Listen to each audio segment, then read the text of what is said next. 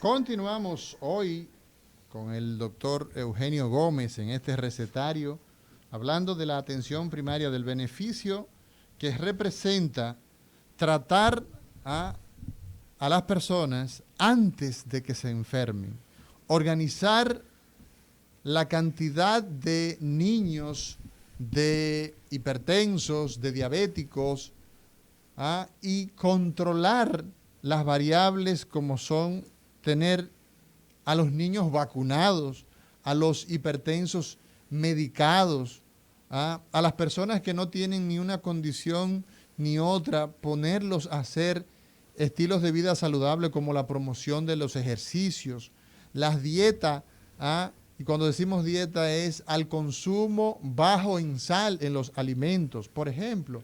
Entonces, todas estas acciones redundan en el beneficio de la población, porque si nosotros no nos enfermamos o la enfermedad que ocurre es producto, digamos, de una eventualidad, no de una inducción, pues entonces tenemos sistemas que son más robustos y la vida, pues entonces, libre de enfermedades es mejor.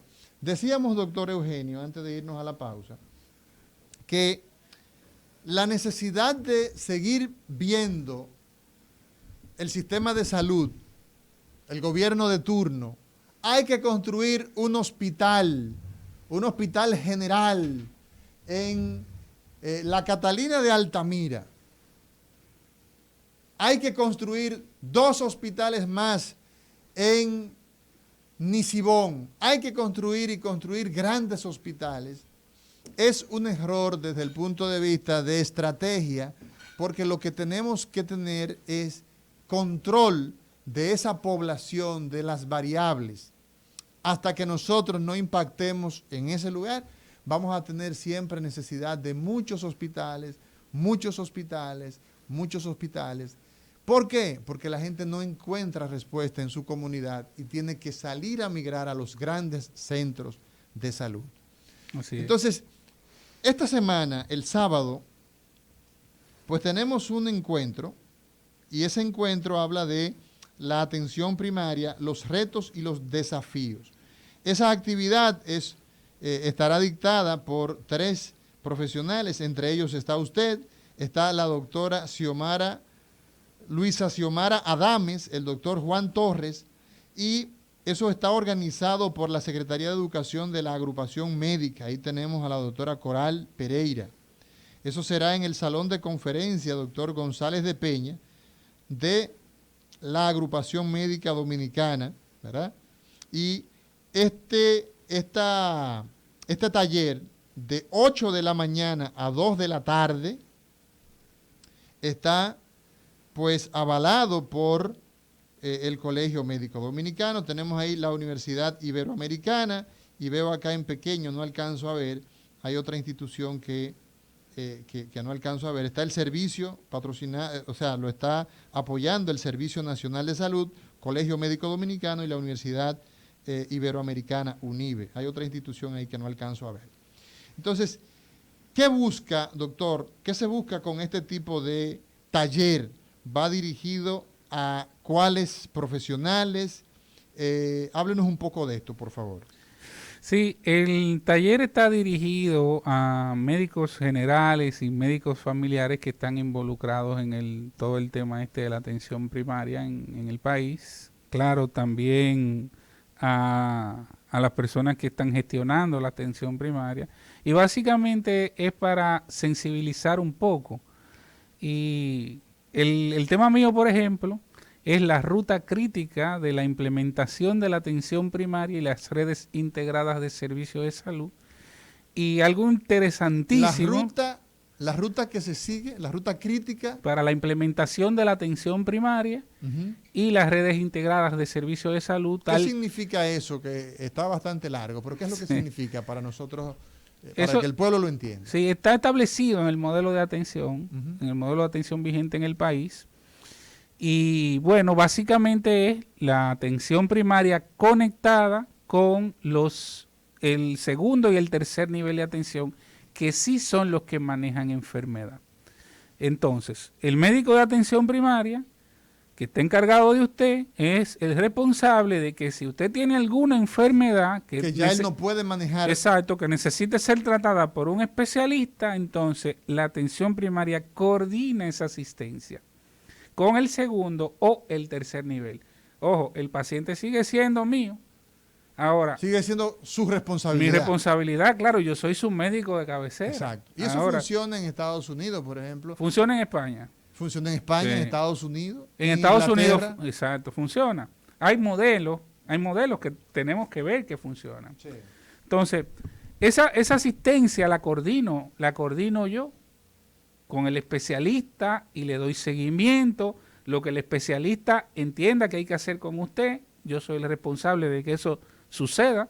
Las analíticas que haya que hacerle, las imágenes, toda esa atención. Esa es la integración de la red, sobre todo sobre la base de información, un sistema de información que usted pueda, o sea, el mismo paciente tenga su información clínica de su salud, tanto de la primaria, de la atención que recibió en el hospital, X, cualquiera que sea.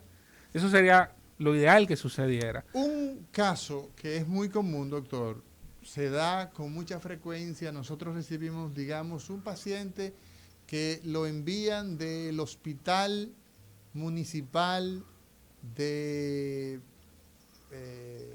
digamos, un pueblo del sur. Digamos, mencionemos cualquier pueblo del sur. Estamos hablando de las Matas de Farfán. Por ejemplo. Viene de las Matas de Farfán. Esa persona le hicieron en el hospital de San Juan, le hicieron una tomografía. ¿verdad? Y aquí vienen y se la repiten 5 veces. Llega al hospital Darío Contreras, apenas han pasado 4 horas, 5 horas, y se le repite otra tomografía. En ese hospital, en San Juan, se levantó una información, se tomó sus datos, su nombre, su cédula, su edad, una breve historia de lo que aconteció, y cuando llega aquí hay que hacerlo de nuevo. Sí. La información de laboratorio que se tomaron analíticas, hay un costo de eso, hay un personal que trabajó tomando la información, haciendo las imágenes de radiografía, de tórax, de cráneo, la tomografía, todas esas informaciones al final, ¿qué pasa con ella? La perdemos, no viaja con el paciente, hay que repetirla, tenemos una duplicidad. Y entonces lo que nos cuesta 100 pesos nos sale en 200 o en 300, porque si ese paciente finalmente se manda al Moscoso Puello o lo contrario, tendríamos una duplicidad en el mejor de los casos. Por eso, doctor, y un análisis muy acertado, por eso es la gente, antes de detenerse en un hospital, por ejemplo, de segundo nivel, prefiere directamente irse a un tercer nivel donde sabe que va a encontrar la respuesta. ¿Y por eso es correcto, entonces? No es correcto, pero eso es lo que pasa por la sencilla razón de que nosotros no tenemos una atención primaria y no tenemos una red articulada. Cuando nosotros logremos iniciar, y hay que arrancar por la atención primaria porque es la única forma de usted poder articular la red. Claro, en la puerta de entrada no hay otra forma de usted poder articular la red. Los hospitales no pueden actuar como células independientes. Los hospitales tienen que ser parte de un engranaje que arranca e inicia en la atención primaria en salud. Entonces, los hospitales, te decía hace un momento, construir hospitales, construir hospitales, construir hospitales. Si nosotros revisamos los porcentajes de ocupación de los hospitales de los pueblos, por ejemplo, no llega ni siquiera a un 30% de ocupación. O sea, están vacíos. Están vacíos y un 30% es mucho de ocupación, por ejemplo, en internamiento. Y puede ser que sea mucho, un 30%. ¿Cuáles son los hospitales que se mantienen abarrotados? Los de tercer nivel. Los de tercer nivel, acá, los de referencia nacional, en el Gran Santo Domingo. ¿Y eso por qué pasa? Bueno, en los pueblos, los hospitales de segundo nivel no tienen tampoco la capacidad resolutiva. Usted ve que le falta... No pueden resolver. No pueden resolver, le falta recursos humanos, le faltan equipos. Cuando dice recursos humanos, faltan médicos. Faltan médicos. Entonces, sí, bajo esa circunstancia, bajo esa situación, ¿qué vamos a hacer? Vamos a seguir construyendo hospitales municipales o de segundo nivel para que sigan teniendo un porcentaje ocupacional menos de un 30%. Entonces, evidentemente que cuando nosotros vemos que la posibilidad, en principio, de modificar, de cambiar el estado de cosas, es esa población teniendo responsables, teniendo gente que se encargue de ella y que esas personas sepan quién es su responsable. Y que tengan un hospital de segundo nivel de atención. Donde ese médico que responsable le dé respuesta lo pueda enviar. Que le dé respuesta a una población determinada cuya puerta de entrada fue el primer nivel de atención. ¿Cuáles son las principales enfermedades que se tratan en el segundo nivel? Digamos que en el primer nivel estamos para prevenir los problemas prevenibles. Ese infarto usted lo previene controlando presión arterial. Claro. El edema agudo de pulmón. Por ejemplo. La diabetes. Ese paciente que las enfermedades prevenibles por vacuna. Las enfermedades, por ejemplo, de transmisión sexual. Se pueden evitar. En el primer nivel. Claro, en el primer nivel de atención. Las enfermedades también de tipo infecciosa bacteriana. Ya ese paciente contrajo, por ejemplo, HIV y el médico de la atención primaria lo identificó. ¿Qué hace ese paciente en un sistema que funciona la atención primaria? Ese médico le dice, mire, coja para allá, o ese médico coordina. ¿Cómo se hace? Claro, así debe de ser. Ese médico tiene que gestionar la atención en una unidad de atención integral para esos pacientes y darle seguimiento. Por ejemplo, el que es VIH positivo tiene que hacerse una serie de analíticas cada cierto tiempo, o alguien tiene que verificar que usted se le esté haciendo. En el momento que usted necesite entrar en medicamentos antirretrovirales, que son los medicamentos que se utilizan en ese tipo de en los pacientes por su deterioro de su sistema inmunológico pueden caer en la condición de SIDA. Entonces, esos pacientes se le administran medicamentos antirretrovirales, hay varias fases. Sí. Pero alguien tiene que verificar, eso pasa también con los pacientes con tuberculosis. Alguien tiene que verificar que usted se esté tomando su medicamento de la forma correcta. Esto, ¿no? Eso pasa con la TB también. Alguien tiene que, de hecho, se desarrolla una estrategia de atención primaria en su momento, que está dentro de los indicadores nacionales, que es la estrategia DOT Style, que era la medicación de los pacientes con tuberculosis directamente aplicada por un personal de salud en su casa y en su boca. Lo llevaba directamente a su casa y verificaba que usted se lo tomara. Sí. ¿Por qué? Bueno, porque estábamos teniendo una situación de que el paciente inmediatamente se le quitaban los síntomas de la tuberculosis. Abandonaba el tratamiento. Cuando tenía 3 meses tomando el tratamiento, abandonaba el tratamiento. Sí. ¿Y qué pasaba? Entonces desarrollaba resistencia a los medicamentos. Y volvía entonces para atrás. Volvía para atrás con una tuberculosis resistente. Y ahí las cosas eran ya a mayor. Ya ahí teníamos una situación de otra envergadura. Entonces, pero se crea esa estrategia. Tomando esa experiencia, nosotros, o sea, es una experiencia de atención primaria con visita domiciliaria. Ahora bien, ¿por qué no se hace para todo? Porque yo no lo visito igual para tomarle la presión y evitar que dentro de 2 años usted tenga el corazón de este tamaño. El corazón grande. Exactamente, y con una insuficiencia que da 20 pasos y ya se está ahogando. Exactamente. Ya se está asfixiando. ¿Y cómo evité eso? Sencillamente, un personal de salud que lo visitó identificó riesgos para esa atención primaria, y yo, como su médico, se la manejé con tiempo. Y usted no sufrió de hipertensión. ¿Perdón? Usted no sufrió de hipertensión, pero yo se la manejé con tiempo. Mire, usted tiene, por ejemplo, doctor Eugenio Gómez, que una de las causas más frecuentes de visita a el neurólogo y hasta nosotros los neurocirujanos es el dolor de cabeza. La gente va donde el médico por dolor de cabeza como...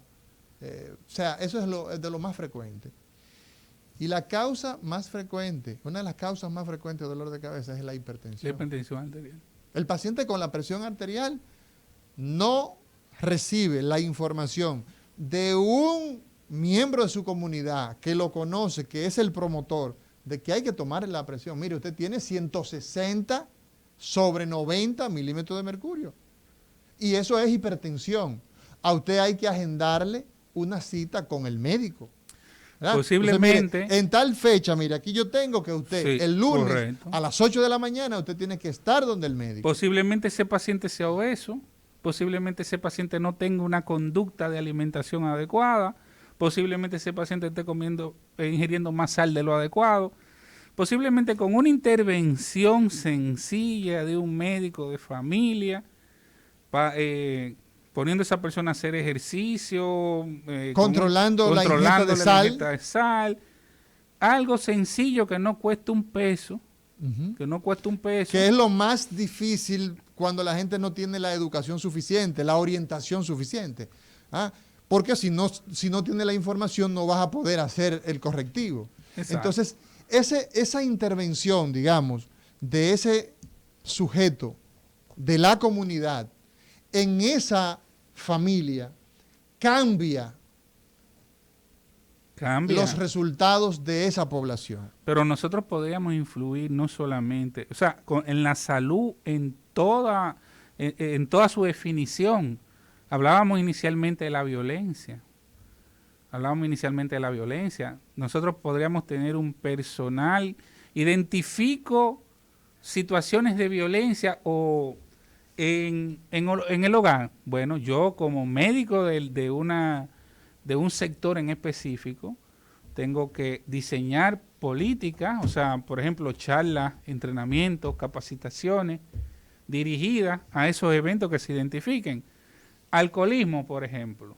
Bueno, vamos a diseñar actividades dirigidas a esta población en específico para tratar de más o menos manejar esos tipos de temas, drogadicción. La última etapa del programa. Deporte, doctor. Vamos, el médico de atención primaria, o sea, todas las unidades de atención primaria podrían tener un club, por ejemplo, de deporte. Un círculo donde la gente se reúne. Por ejemplo, donde usted pueda traer los jóvenes, los adolescentes a practicar, qué sé yo, fútbol, béisbol, básquetbol. Pero la última pregunta, doctor Eugenio Gómez, en este encuentro que espero no sea el único, sino el primero, de muchos que pudiéramos nosotros tener con profesionales que se han formado para promover la implementación ya sin demora, sin más esperar, que es la atención primaria. ¿Cuáles son esos lugares en la comunidad donde el médico puede preparar esas charlas, donde identifica, por ejemplo, el tema de la violencia intrafamiliar? Excelente, doctor. Muchas gracias por la pregunta. Dentro del levantamiento de la ficha y de todo el análisis de situación que se hace en la unidad de atención primaria, usted tiene que identificar los escenarios. Usted tiene las escuelas, tiene las iglesias, los clubes, etcétera. Entonces, todo eso tiene que ser apoyo de la atención primaria. Uno de los escenarios ideales para comenzar a trabajar estilos y conductas saludables son las escuelas, porque los niños son esponjas que aprenden muchas cosas. Y cuando usted tiene un niño que usted le enseñó en la escuela a que antes de comer, por ejemplo, tiene que lavarse las manos, en la escuela con una charla, sí, pero no puede ser un día sí, un día no, tiene que ser un trabajo constante. Ahora, ese niño cuando vaya a su casa, que se siente en la mesa, lo primero que le va a decir a usted, papi, tiene que lavarte las manos para comer. Porque es un camino de doble vía. Él aprendió y también enseña. Y también enseña, los niños hacen eso. Sí. Entonces, es uno de los escenarios, los mejores escenarios para nosotros comenzar. Por ejemplo, el uso de la mascarilla con el tema de COVID. Aquí nosotros ya, bueno, tenemos una edad que dicen por ahí que el oro viejo no aprende a hablar y para nosotros acostumbrarnos a la mascarilla ha sido un tanto difícil. Sí, pero los niños no. Sí, pero se ha logrado igual. Claro, se ha logrado igual, pero si a los niños pequeños nosotros hoy le enseñamos a que esto es un mecanismo de protección necesario, mañana cuando ellos crezcan no le va a molestar porque va a estar dentro de su normalidad. Entonces, es un escenario que nosotros tenemos que comenzar a preparar estos jóvenes de ahora en todo esto que estamos viviendo, que tiene que ver con salud, violencia intrafamiliar, violencia de género, valores. Usted mencionaba moral y cívica, que nos daban antes en las Lo escuelas. sacamos de la escuela, pero el médico tiene en esa responsabilidad comunitaria también tiene los elementos para poder influir. Doctor Correcto. Eugenio Gómez, agradecerle el estar una vez más en este recetario con nosotros y desearle que tenga éxito esa actividad de este sábado 9 Muchas de gracias. 8 a 2 de la tarde en compañía de la doctora Xiomara Adames y del doctor Juan Torres, dirigido por la agrupación médica. Así que gracias por estar con nosotros y hasta otra ocasión. Gracias a usted, doctor.